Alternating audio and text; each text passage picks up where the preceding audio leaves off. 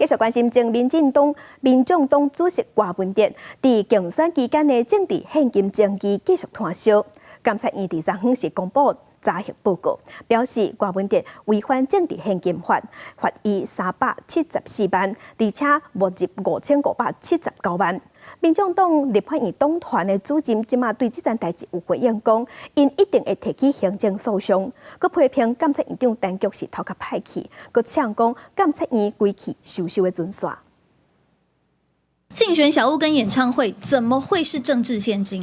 你监察院讨个派系，你陈局讨个派系吗？你什么标准啊？监察院你收一收啦，烂死了。后民众党提党团主任陈志涵正生气怒呛，是因为补办监察院19尾仔发布新闻稿指出，经过查核，前民众党主席郭文哲竞选总统选后了后，认定违反政治现金法，罚郭文哲374万，没入5579万元，包含募款演唱会卖票，加透过募款卖竞选小物，总共4067万元，故意无申报。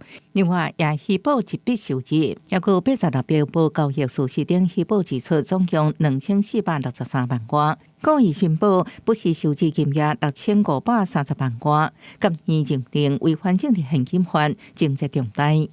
明天要开庭了，今天故意发这个新闻，很会耶，很会嘛，故意就趁着今天，然后再踹柯文哲主席一脚，我们一定要提行政的诉讼，这完全不合理嘛！竞选小物跟演唱会怎么会是政治现金？批评民进党会向国民态度未向，民进党也发新闻稿回应，监察院甘愿成为卫生纸钱，也要对照国民态背后目的都真清楚。各反呛监察院，甘加用同款的标准查核内商小铺甲小型商户。当初检举国民态立行台北市机关严菊峰是反对批评民进党唔能够牵拖其他代志，有违规就认定事实。伫国体开庭进前，监察院这举动，互民众党dem打一击。记者综合报道。